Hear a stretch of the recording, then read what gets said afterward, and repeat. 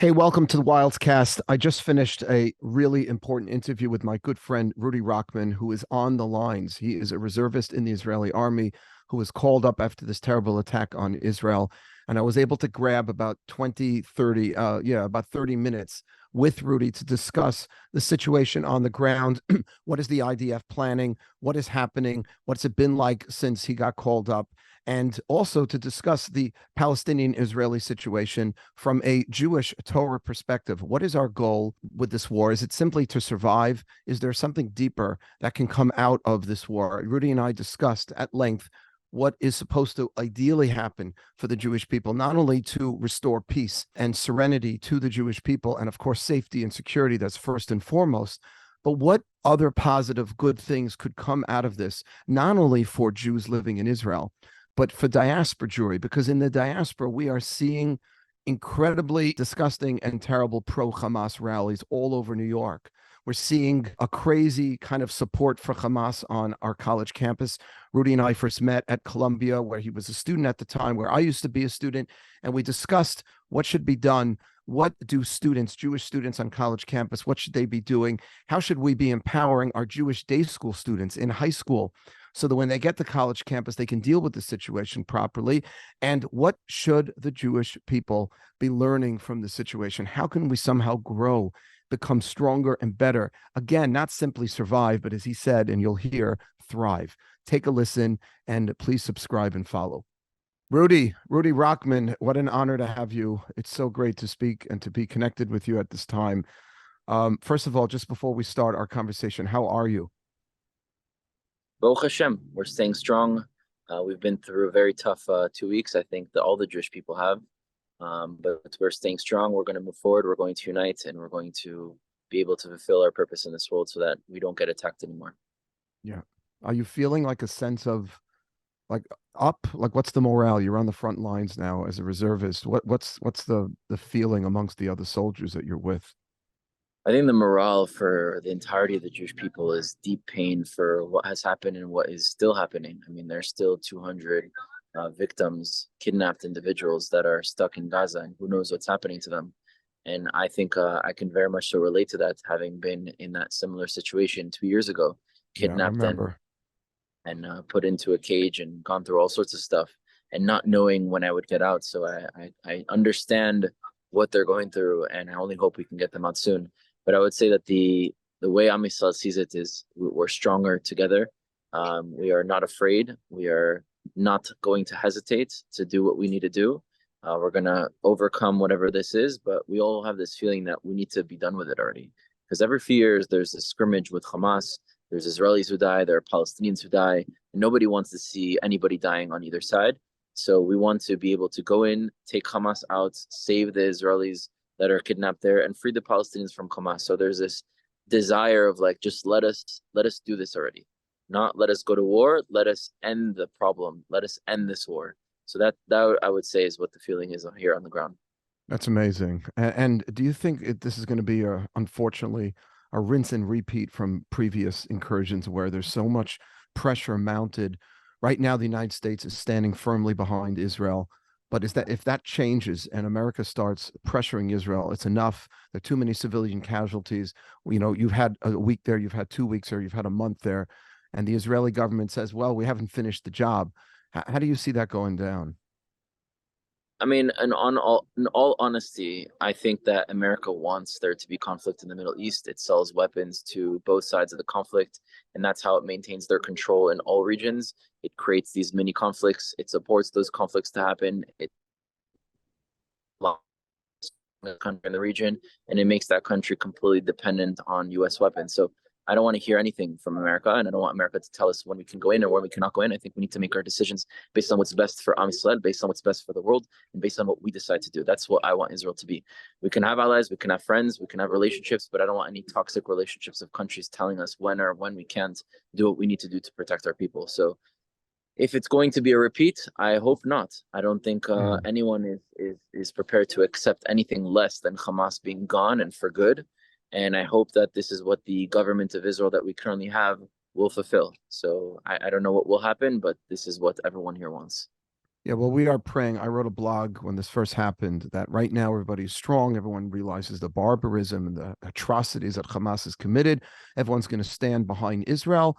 But, in a couple of weeks, when the Palestinian casualties start, increasing, it's going to be a huge amount of pressure. So the question is, you need to be a prophet to answer this. This may be an unfair question, but like, will Israel just continue to hammer away and do what it needs to do? Irrespective of what her friends or foes have to say. I'm just hoping that. That's all. I'm looking for a little encouragement on that because I've Us seen too. this before. Yeah. Yeah, but I think this massacre we haven't seen. So, Right. unfortunately, it did happen. And I saw it firsthand, the horrors of what happened there. And I don't think we can, turn a blind eye this time or ignore or be pressured by another country to just let this slide. We also have 200 civilians still there. So I doubt that this will be the same thing as it's been in the past. But I don't know. I'm not a prophet. Yeah. And I only hope that we'll be able to overcome. And tell me, I've heard a number of your interviews, and there's been a lot of distinguishing between Hamas and the Palestinian civilians. How responsible or blameless do you hold the Palestinian people living in Gaza? So the Palestinian people living in Gaza are only responsible for electing Hamas at a time that Israel was saying that Hamas was going to be an amazing partner in the Middle East. Hamas originally, when it was first running to be elected and going against the PLO and saying we were going to be better, was promising a very bright, progressive future. Like I said, officially Israel's position was that Hamas was going to be a true partner for the Palestinians. So that's what they elected. But unfortunately, that's not what it was. And since then, there hasn't been a new election. Since then, Hamas has been indoctrinating a younger generation and teaching them that every reason why they suffer is because of Jews, is because Israel exists. And so you kind of have to feel bad for the context of the situation and realize the reason why someone is raised with so much hate is because their pain is contextualized by explaining to them that the source of their pain is Israel. And if they truly believe that, they would want to lash back out or to fight Israel so much because they truly believe we're the source of the problem, where we know we're not. So it's easier for us to understand that because we have a greater view, but they don't. Mm-hmm. And Hamas has been completely terrorizing the Palestinian people. Anyone who criticizes Hamas, you would probably find them dragged on the streets the next day with their body. Obviously they create these wars every few years in order for casualties to increase on both Yep. sides and casualties to increase on the Palestinian side in order to sell the victimization of Palestinians to the world in order for them to get more foreign aid. And all that foreign aid either goes to their pockets, which is why they're all billionaires, the people on the top, or goes to reinvest in this business scheme that they have into buying more weapons and starting this again. So this is not a war between Israelis and Palestinians. This is not a war between Jews and Muslims or Jews and Arabs. This is a war between Hamas and Israel. And So you you, can link Iran and mhm. Hezbollah into that as well. Right. And so you don't see the typical Palestinian living in Gaza as being a Hamas lover or supporter, even though they are cheering. They have been cheering with these attacks, many of them. I don't know the numbers, obviously. So I'm not saying that there aren't Palestinians who support Hamas. Of course, when you're indoctrinated to Right. hate, Right. you're going to come to the conclusion. As someone who understands that, or as people that understand that as our collective, that have the ability to have access to free information and to be open-minded, we have to understand how they got to that issue. That's the symptom, Right. the Right. sources, the mystification. But that being said, there are many people who don't like Hamas living in Gaza. They take a lot of in Gaza, and they take a lot of these polls in Judea and Samaria about, the position of Palestinians towards Israel, the position of Palestinians towards the Palestinian Authority and Hamas. And it's usually polls that will say, oh, look, most Palestinians are against Israel, because you definitely won't find anyone saying that they're for Israel. You definitely won't Right. find anyone Right. criticizing the government because there is a consequence. There's no freedom of speech there. And I think that's a lot of what many Jews, when they look at videos or content or speakers of Palestinians, they tend to assume that everyone has the same opinion, and definitely on the ground they don't. I would say Hmm. that those that are most vehemently against Israel and supporting of Hamas is usually the Palestinians in diaspora that are the loud activists. But I think Hmm. that there is a silent majority amongst the population that aren't supporting of what Hamas is doing at all. Hmm. Hmm. And tell me, listen, you're a reservist. That's why you were called up. That's why you're on the front lines. I'm not going to ask you exactly where you are. I don't want to I don't want to say jinx, but give away any kind of situation. Tell us, what does it mean, and how many reservists have been called up? What are you waiting for over there right now?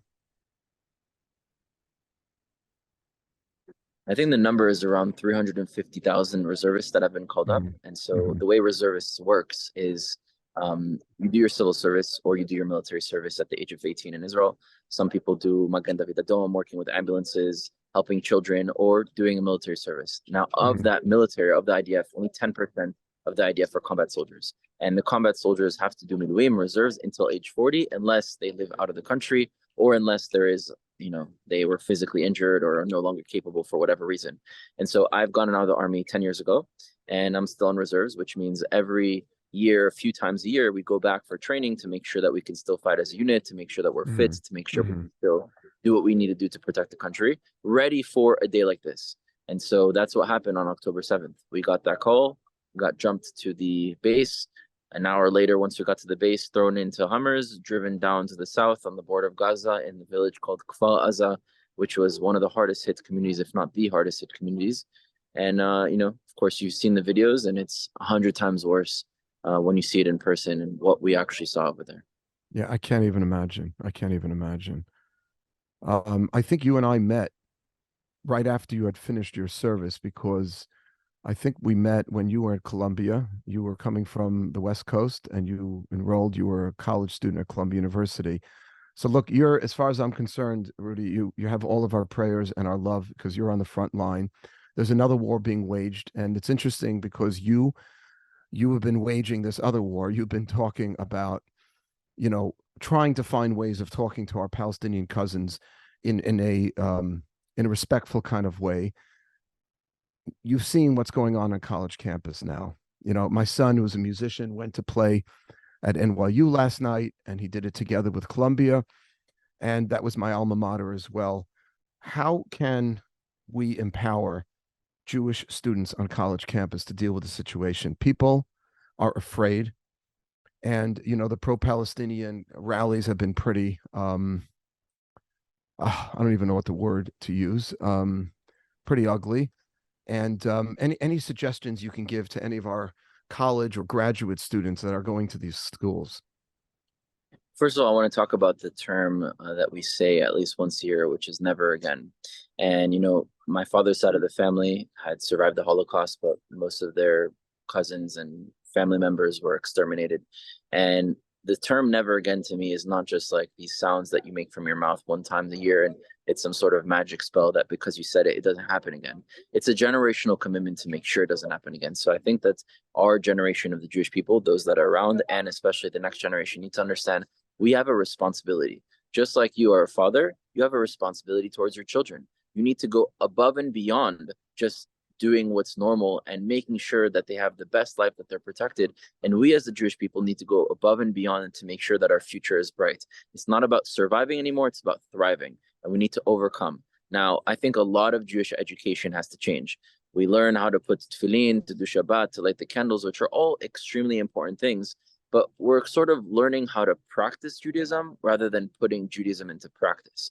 We were never Hmm. taught how to be strong mentally, physically, emotionally, ideologically. We were never taught how to debate, how to do public speaking, how to know all the counter narratives against the Jewish people in Israel, from the far right to the far left, to the Farrakhan black supremacists, to the neo-Nazi David Duke white supremacists, to the far capitalist, far communist. We're not ready to engage in those environments. And most Jewish parents and most teachers and most of the educations that we went through tell us, and when you go to a professor and they say something anti-Israel, just say what you got to say, get the good grade, and eventually that's how we survive. Yeah. Well, putting our head down does not work. It has never worked for the Jewish people. And we need to make it clear, either you fight back and you win in the society that you live in, or you leave now.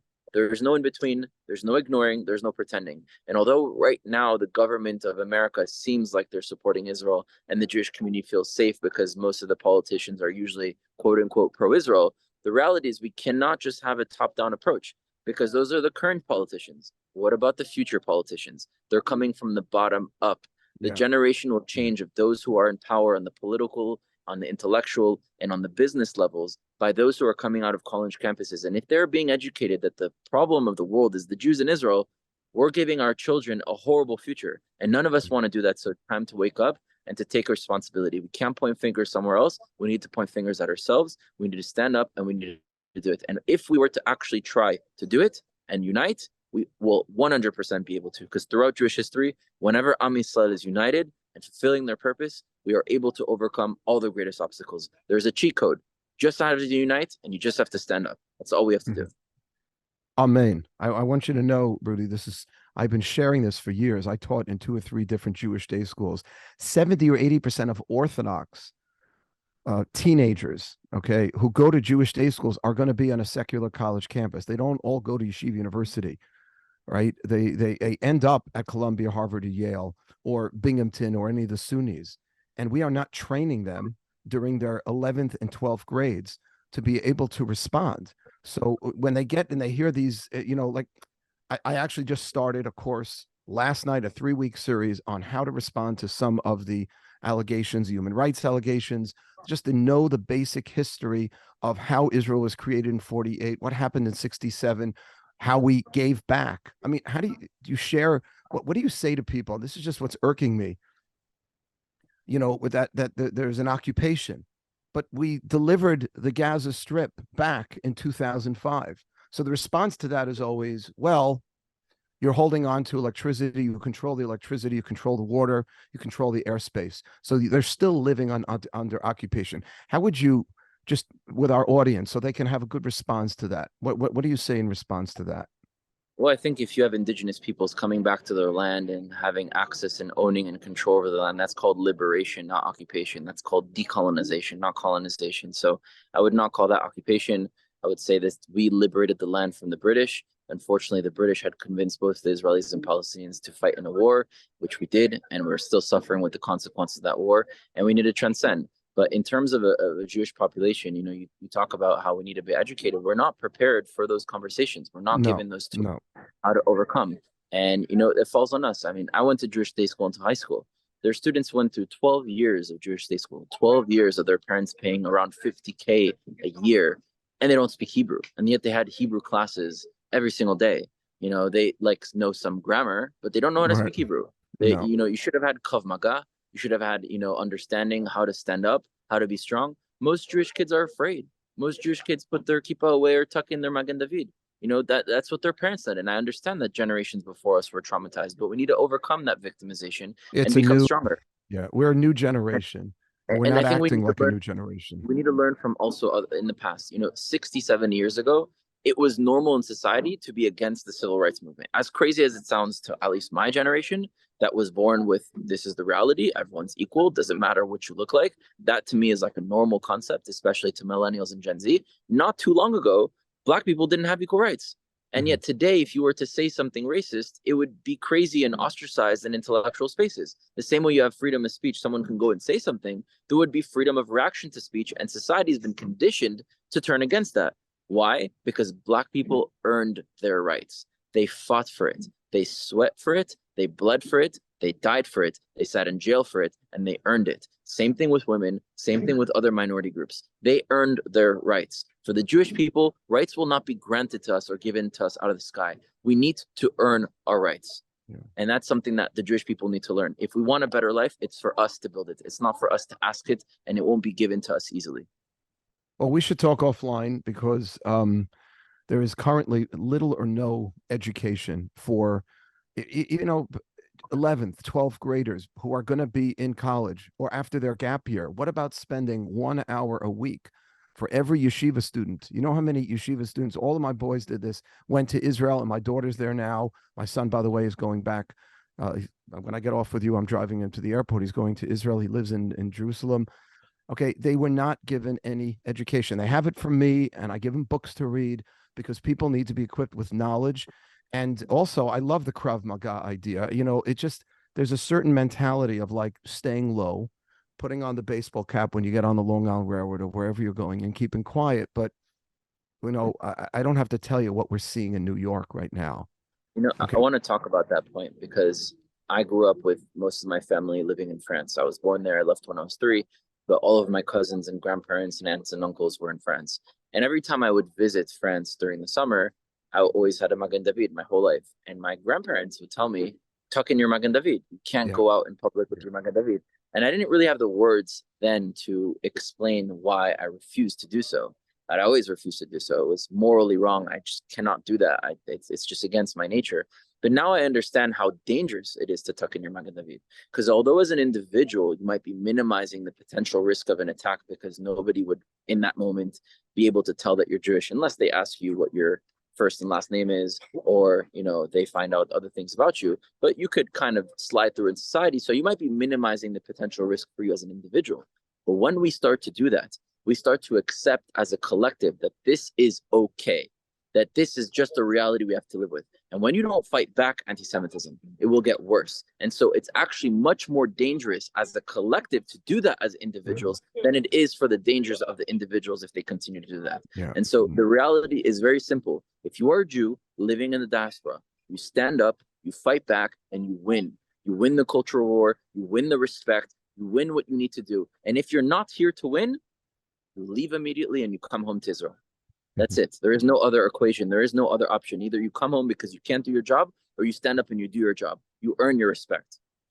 Well, I appreciate those words, because I think there's a watershed moment. I think for the first time, New Yorkers, American Jews, are starting to see, okay, we still have some support from the leaders on, upper echelons, but the people themselves, where have the celebrities been? I can't even tell you how many people we look up to, we idolize, musicians, actors, actresses, who have said nothing, who have said so much about so many other minority groups after they've been attacked. Silence. Now, you can get very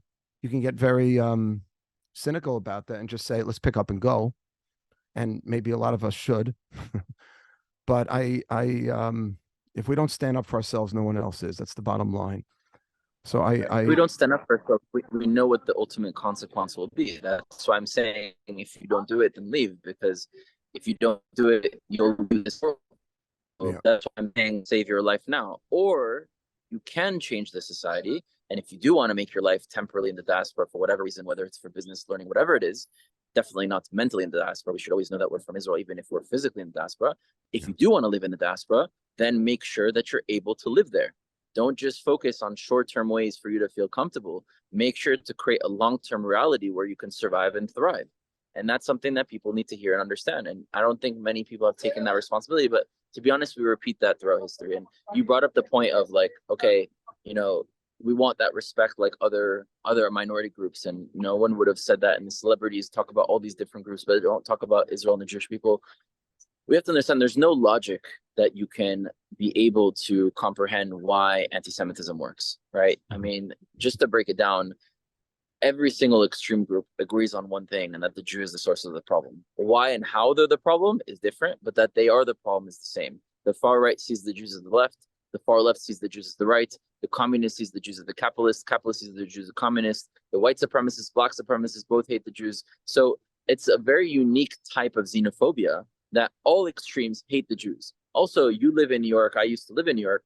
New York Jews are what, 13% of the population? Look at the total hate crimes in New York City. Over 56% of total hate crimes are targeted against Jews, right? Every single problem that happens in the world is blamed on the Jews. The Christian feel the loss of the death of Jesus, they blame it on the Jews. The Black Plague, they blame it on the Jews. Economic situation in Germany after World War I, blame it on the Jews. Economic situation in Spain after Queen Isabella and King Ferdinand are going bankrupt, blame it on the Jews, leading to the Inquisition. COVID, blame it on the Jews. War between Russia and Ukraine, oh, this is the same thing Israel's doing to Palestine. Literally every single problem that's happening, give it a day or two, and there's going to be articles somehow blaming the Jewish people. And so the deeper question is, why?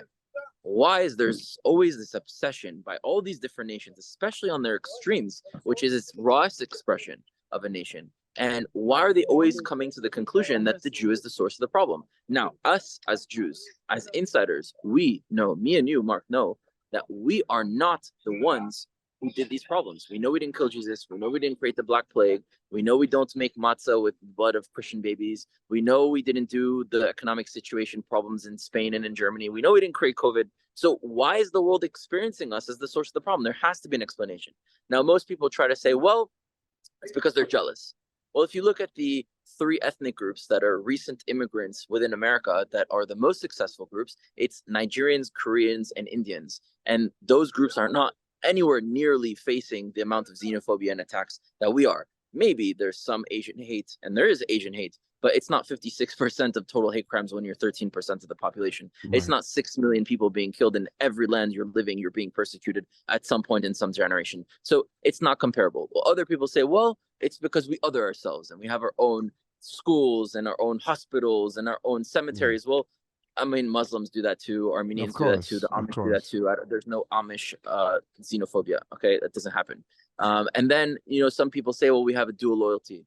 I mean, go to Miami, everyone's identifying as Argentinian, Venezuelan, Colombian, Haitian, Jamaican, Dominican, and Cuban, and no one's rejecting them because during the Olympics, they're supporting another country. So all these things are excuses to really try to understand where this problem is coming from. And I started asking myself a question. As Jews, we need to ask questions. It's the key to finding the right answers. And I was like, okay, I know it's not what we've done. As an insider to the Jewish people, I know it's not what we've done. So maybe it's not what we did.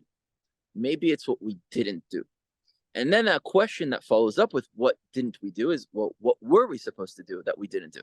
And as a collective, we learn a lot in Jewish communities what you need to do as a Jew, as an individual. The midot, the mitzvot, being a good person, this and that, very important. But we don't learn a lot about what we need to do as a collective. In the Torah, we have a mission. We have a mission statement. It's something that we chose. When we say we're the chosen people, it's not we chose, it's not, sorry. When we say that we're the chosen people, it's not Hashem that chose us. It's we that chose Hashem. It's we that chose the Torah. It's we that chose the role of doing what? To do tikkun olam and ol hagoyim, to heal the world and to empower the other nations. Ol hagoyim means to bring a light. For there to be a light, you have to have darkness. So whenever there are people who are unable to see, unable to function, achieve their greatness and their potential, because Hashem created all nations, and all nations have something to give into this world, just like an ecosystem. If you're missing the wolves, then the bison overgraze the grass, and then we're necessary for the very functioning and the purpose of existence. Exactly. Of course. So I would say that the role of the Jewish people, if we're going to give an analogy of, let's say the world is a body, and every nation has its own function. The function of Am Yisrael is to do something within the body that heals the body and empowers the other nations, which in my opinion, the only function in the human body that does that is the immune system. The Jewish people chose to be the world's immune system. Just like a doctor chooses to go to medical school and to be a surgeon and to be able to save life, and that choice gives them an ability and thus a responsibility, we chose to be the world's immune system. Now, what happens when the immune system doesn't work within a body? When the immune system doesn't work, the body becomes sick. It is not the immune system that created that sickness. It is the immune system's responsibility to prevent that sickness from happening. And we are not doing that. And so, in my opinion, the reason why all these different extremes from all the different societies and ideologies that are coming to the conclusion that the Jews are the source of the problem is not because we're the source of the problem, but because deep down in their neshama, they feel that we should be the source of the resolution and the source of the answer to their problems that exist. And because we haven't yet done that, you're saying they're disappointed in us. They know deep down, even if they, I would say they're responding. It's a deep down, like subconscious, not conscious reaction to the Jewish people failing their purpose. Well, why else do if somebody with a kippah does something unethical, it's considered so much worse because they are expecting a higher standard. My rabbi, blessed memory of a Grimblatt, used to say that there is a double standard because we hold ourselves out to be the moral compass of the world. And if we're not doing that, if we're not leading, and if we're not inspiring other people to be the best that they are, then, I've never seen that. And it's interesting that you're sharing that as a cause. There's no justification for anti-Semitism, but you're saying that it's somehow a root cause, that people sense that we have a higher purpose and a higher mission, and we're not living up to that. They know, deep down, they know we are supposed to be the ones that bring Mashiach, which is a reality where we bring Shamayim to the Aretz, where we bring spirituality, where we unite this world, where we heal the world from pollution, from hatred, from jealousy, from idolatry, from all these different problems. And if we don't do our jobs and don't use Israel as a vehicle to achieve that, then there are clearly problems that exist, not because we caused them, but when the immune system doesn't work, the body becomes sick because there are sicknesses out there. And then all the sicknesses that these different organs are experiencing they're blaming the immune system. You know, a quick analogy I can give you that it's very easy to understand is if you have a flight from New York that's going all the way to Israel, right? And on that flight, they're at a point above the Atlantic where there's nowhere to stop for the next 2 hours. And someone is having a heart attack in economy class. And the flight attendant sees this and is freaking out. What am I going to do? How am I going to be able to save this guy's life? And she realizes, wow, miracle. There's the head cardiologist in first class named Dr. Cohen, just so happened to be on this flight. He's going to be able to save life. And she rushes over to first class to Dr. Cohen and says, Dr. Cohen, there's a guy in economy class having a heart attack. You're the only person who can save him. And Dr. Cohen is like, wow, miracle. I was supposed to put my tools that I need to save a person's life in my luggage. It just so happened to be overweight, so I took them with me. And Dr. Cohen takes his tools, goes back to economy class, opens his tools, has everything out, can save this guy's life. Doesn't do it. And then does nothing. And the guy dies. Now, the moral question is, did Dr. Cohen kill this person? No, he didn't physically kill it. Right. However, how will everyone experience that? All the witnesses, all they can think about is that Dr. Cohen is a horrible person. Because he had the tools, he had the ability. Because he chose to be able to have those tools. Right. He went to medical school for years to have that ability. And when you have the ability, you have the responsibility. If listen, I know you have to go in a minute. If we can just get more of our brothers and sisters in the diaspora, in Israel, everywhere, to see ourselves that way, to see ourselves as the immune system for the world, and that the Torah is a healing agent that we were entrusted with to spread and to inspire and enlighten the world. I mean, that's a very beautiful, uplifting message. If we could take that from this situation and not simply get through this war, but come out stronger, because now we realize our purpose and our mission, that would be so incredible. I know you have to go. I don't want to just leave you with just asking you for information, and I want to leave you with a bracha, Rudy. Incredibly proud of you and every Jew that's standing on the borders of Israel, defending our people. And I say our people, you're not just defending Israel. You know this. You're defending the Jewish people worldwide. If it's okay with your permission, I'd just like to recite a Mishaberach for Chayalei Tzahal, for the IDF. Our thoughts and our hearts and our love are with you.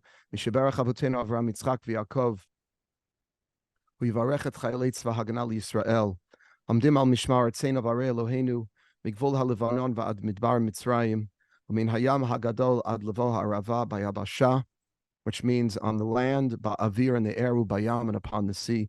Yiten Adonai et oivenu akamim aleinu nigafim lifnehem. HaKadosh Baruch Hu yishmor v'yatzil et chayaleinu. May God protect and guard our fighting men. Mikol tzara v'tzukah, from all difficulty and distress. Mikol negel machala v'yishlach bracha, and send blessing, b'hatzlacha, and success. B'chol ma'aseh yedehem, in all your endeavors. Yadber sonenu tachtem v'yatrem b'cheto yishua v'atern itzachon. V'koyam b'hem hakatuv ki Adonai Elohechem holech imachem leilachem lachem imoy v'echem lo shiatchem v'nomar. Amen. Amen. Hashem Yishmor Etchem. You should have just success and strength. You should continue sharing your incredibly important messages of love and unity and strength and Jewish pride with everyone. Keep speaking from the front lines. This is incredibly powerful for us on the sidelines to be able to see what you're doing for Klal Yisrael, and for us to be able to do our part. And thank you for the direction. And we need to start educating our young men and women how to defend, and how to not simply defend, but to be the Jews that we were tasked, and as you said so beautifully, chosen, that we chose ourselves to be. Should be good things. We hope we hear Besorot Tovot. Should be good, good news. Rudy, thanks so much for your time. I really appreciate it. I know how busy you are, and I appreciate you taking the time. Of course, always.